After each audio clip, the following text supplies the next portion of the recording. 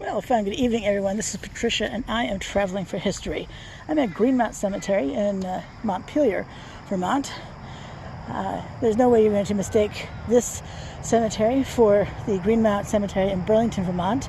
Let me pan up so you can see how vastly different this is. First of all, this is 35 acres, and Greenmount in Burlington is 15. So it's the size difference is huge, and I mean it's just terraced up, up, up, and as unkempt as Burlington may seem, this place, wow! I mean, look how tall the grass is.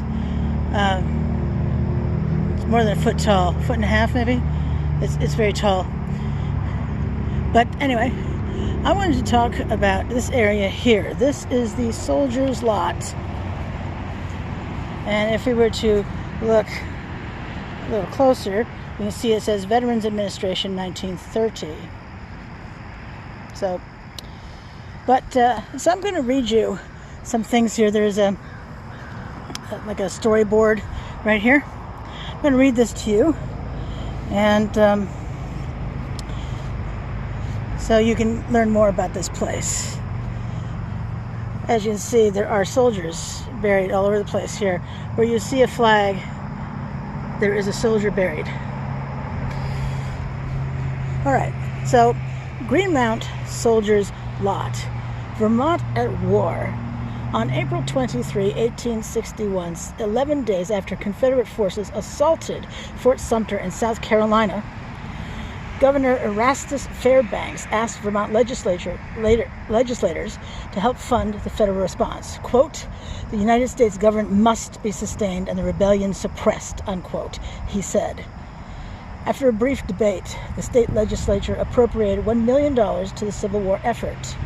Montpelier raised only one regiment, and Vermont's capital city was home to one of the state's 3 U.S. general hospitals. Sloan General Hospital, the smallest but most modern of the 3, opened in June 1864. Vermont Surgeon General Samuel Thayer, Jr. chose the site on a hill near a good spring and with access to the railroad. The hospital's 496 beds were divided among 12 buildings.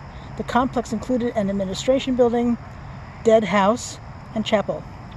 It opened after the Battle of Cold Harbor, Virginia, May 31 to June 12, 1864, and was among the first hospitals to care for more patients with battle wounds than disease. During the Civil War, Vermont's 3 general hospitals cared for 8,574 patients. Sloan closed in December 1865. In just more than 18 months, 1,670 patients were treated here. Of the 174 who died, some are buried in town. Here is a photograph of Sloan General Hospital in Montpelier circa 1865, courtesy of Special Collections Bailey Howe Library, University of Vermont.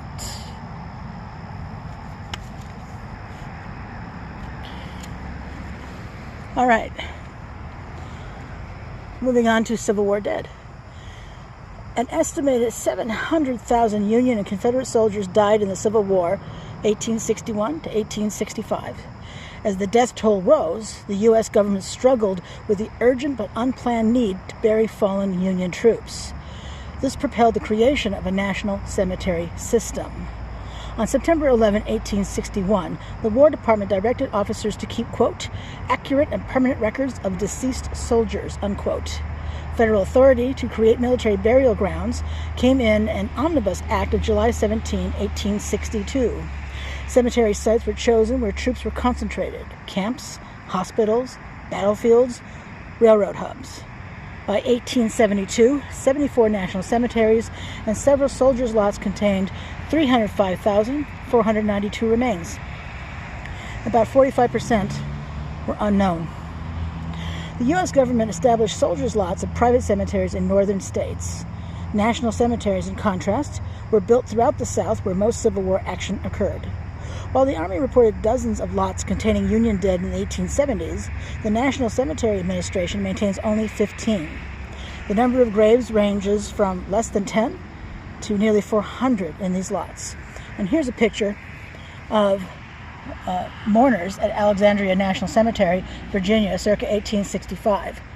After 1873, standard marble headstones replaced the wood headboards seen here. Miller, Photographic History of the Civil War, 1910. And now let's talk specifically about the soldiers' lot here. Greenmount Cemetery was established in 1854 on 35 acres in Montpelier. The city deeded 450 square feet in this cemetery to the federal government on March 28, 1866. The Lot 324 reservation, located along the front of the cemetery, is identified by square granite corner markers inscribed with U.S., quote unquote. 2 graves containing Union soldiers were here in 1868, and the number doubled in 1874. The 8 interments recorded today make it one of the National Cemetery Administration's smallest soldiers' lots. The graves are marked by standard round-topped government-issued marble headstones. This design was approved by the Secretary of War in 1873 to mark the graves of known Union soldiers. And then here is another photograph. Greenmount Cemetery plan. Oops, I'll show you the plan first. Showing soldiers' lots shaded green. Insets. Plan and photograph of soldiers' lot, 1954. The private headstones in the first row were replaced with standard government-issued ones. National Cemetery Administration. I like photographs, betting you do too. So let's take a look-see at this lot here, shall we? First of all, it is at the front because there's U.S. Route 2 right there. And you can see this corner marker is indeed labeled with the letters U.S. Try to get that straight for you. And then over here we have these soldiers' graves, and as they said, they're rounded marble headstones. We have in the front row Henry Black, John Mooney,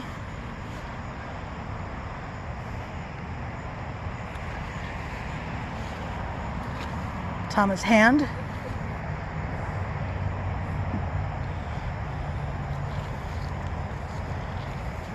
William Whitney, W.W. Whitney. I don't know if they're related.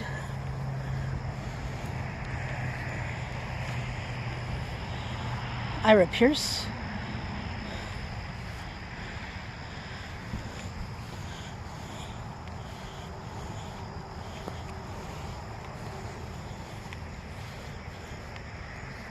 Henry Black.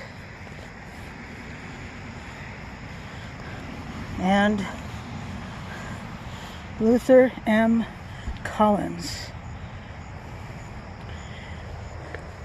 Something Lakeview Cemetery has in Burlington that I see here is this flagpole.